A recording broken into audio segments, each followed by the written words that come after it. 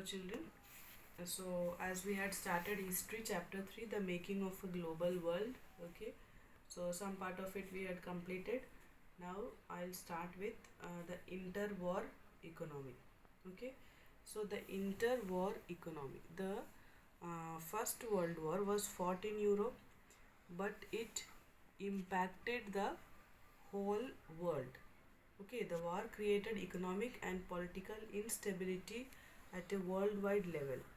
Okay, now to understand this, we have to first know the fact of the war, that is facts of the war, and then we will discuss its impact. Okay, so wartime, that is the First World War was fought between two powers. You all know, isn't it? The First World War was fought between two powers, that is allies and the central power. Okay, allies and the central power. So allies were Britain, France and Russia. Yes, they were later joined by the US. Okay, afterwards they were later joined by the US. Okay, and on the other side were the central powers, Germany, isn't it? Austria, then Hungary and Ottoman Turkey. The war, which was supposed to end within a few months, it lasted up to 4 years. Understood? And this war proved to be very destructive as it saw the use of machine guns, tanks, etc. on a large scale. Yes, and to fight the war, millions of soldiers were recruited from around the world and were taken to the actual place. Okay, so the war took lives of around 9 million people and 20 millions were injured. So, such a large number of casualties were never seen in any of the war before. Now, those who were killed were generally the men of working age. Okay, these death reduces the workforce in Europe as there were only a few members left in the families. Household income declined after the war. Okay, and the war led to restructuring of industries into those that produce war related product, and even the societies were also reorganized. Men went to battle, women stepped out to undertake jobs. Okay, and as the war had increased expenditure, so the Britain borrowed money from US bank as well as from the US public. So this led to change in the position of US from debtor to creditor and also prosperity of the US citizens. Okay, and the war has generated a situation of economic crisis in various countries which had led to huge loss of men and money. So now the question arises as to how did these economies recovered from it. So post-war recovery. Okay, so post-war economic recovery, it was not an easy task. Britain, that was once a prosperous economy before the war, was now in the situation of crisis. Okay, this was because when Britain was busy in war, the industries in Japan and India developed. So after the war, what happened? The British found it difficult to regain its control over the Indian market, and also it was unable to compete with Japan in the international market. Understood? And during the war, the economy had experienced boom as there was an increase in demand, production, and employment. But as the war came to an end, so did the boom period ended. Now there was a huge population that was unemployed. Government had reduced its public expenditure after the war in order to cover up its losses, and the situation during post-war time was worse. You can guess it from the fact that in 1921, one in every five British workers was jobless. Not only this, various agricultural economies also went into crisis. If we talk about wheat production, okay, Eastern Europe was the major supplier of wheat in the world market. But during the war, what happened? The supply was disrupted. And during this period, countries like Canada, America, and Australia increased their wheat production. Okay, so when the war was over, there was a huge supply of wheat from various parts of the world, leading to fall in the price of wheat and rendering farmers into debt. Now there were some countries that had recovered fast out of it. Here we are talking about the US. Okay, so what was the reason that led the US to come very fast out of this? and how the country moved towards the mass production that led to the growth of the economy. Okay, this we will discuss. That is in rise of mass production and consumption. Okay, so in the US, recovery was quicker, as we know that war helped in boosting the US economy. Therefore, after a short period of difficulty, the US economy resumed a strong growth in the early 1920s. And one of the reasons behind the growth of the US economy was the concept of mass production in 1920s. And it was first used by a famous car manufacturer, that is Henry Ford. He took this idea from the assembly line of Chicago slaughterhouse, where the slaughtered animals were picked apart by the butchers as they came down by a conveyor belt. Understood? So he applied this concept of assembly line to his new car plant in Detroit. His view was that the assembly line method will allow quicker and cheaper way of producing vehicles. Okay, and the concept of assembly line would allow the workers to work in a set limit of time that would make the production process faster and allow the workers to gain expertise in a particular task.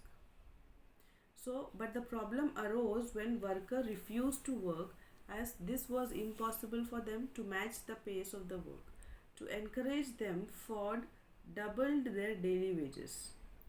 Though it was a risky decision made by him, that could lead him to the losses, but it proved to be a profitable venture for him, and he forced his workers to work hard. So this resulted in high production, which in return cut down its cost of production, and Ford was able to earn a huge profit. And Bachas, the industrial practice used by Ford, it became an inspiration for other production houses in the US and Europe in 1920s. Now finally what happened? Mass production led to lowering down of the cost of production. Not only this, due to higher wages, the living standard of the workers also improved, and now they could even buy cars now. So this led to more sales of car, and so the car production in US increased from 2 million in 1919 to more than 5 million in 1929. So similarly, there was an increase in the demand of refrigerators, washing machines, etc. and higher purchase system. Higher purchase system means when you buy a product on weekly or monthly installment. Isn't it nowadays what we all are doing? Now the increase in demand for houses and consumer goods brought the boom in the economy and led to the prosperity of the US. So the demand and investment in housing and consumer goods created more chances of employment and income. So in 1923 what happened? The US grabbed the largest share of overseas lending. Okay, and by 1929 the world was facing the economic depression that made a greater impact on the lives of the people. So what was the Great Depression? That we have to know. Great Depression. Go. So the Great Depression, it was a situation of economic crisis that was caused due to the crash of stock market, that is in October 1929. So the Great Depression lasted up to the mid 1930. Now during this period, different parts of world faced decline in production, employment, income and trade. The exact time and impact of the depression varied according to across the country. So varied across the country. But the most affected were the agricultural region and communities. Now it was so because of the fall in the price of food grains that prevailed for a longer period. And that depression was we can say that it is an outcome of several factors, as we have read that agricultural overproduction was the main reason that led to the fall in the price of food grains. So in order to overcome the problem, the farmers began producing more to cover up their losses, but this proved useless for them as it led to the further reduction of prices of agricultural products. Now, the second reason was the lack of interest in lending loans by the US. That is, in mid 1920s, US was lending loans easily to the overseas borrowers, but became more cautious in lending loans. So this can be understood with the fact that in the first half of 1928, US overseas loans amounted to be over $1 billion, and a year later it was only a quarter of it. Clear, bachas? So the withdrawal of US loans created a huge problem for those countries that were dependent on the US for the loan, isn't it? So in Europe, what happened? Many banks failed. Currencies like pound and sterling collapsed. Now, when the US tried to safeguard its this economy by increasing the import duty, it led the world trade into more troublesome situation. So, just like other industrial countries, the US was also badly affected by the depression, as the price of every commodity were falling and the chances of depression were getting stronger.